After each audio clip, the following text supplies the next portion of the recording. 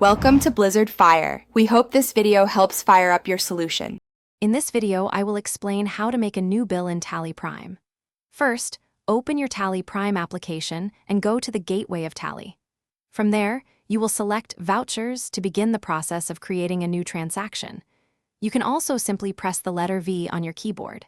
Next, choose the specific voucher type you need, like a sales voucher for an outgoing bill or a purchase voucher for an incoming one. Now, let's fill in the transaction details. Begin by entering the party's name.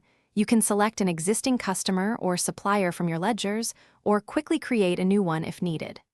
After that, input any necessary dispatch details, such as the dispatch document number or mode of transport.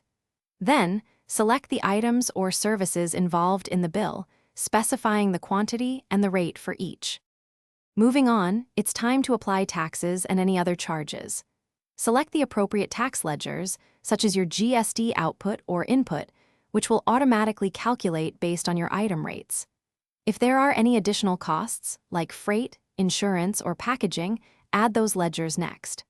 Finally, type a clear and concise narration to provide a brief description of the transaction for future reference. To finalize your bill, carefully review all the details you have entered to ensure everything is accurate and correct. Once you are satisfied, accept the voucher to save the new bill securely within Tally Prime.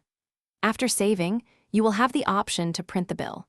You can generate a physical copy or save it as a PDF document for your records or to send to your customer. Thanks for watching. If you found this helpful, don't forget to like and subscribe.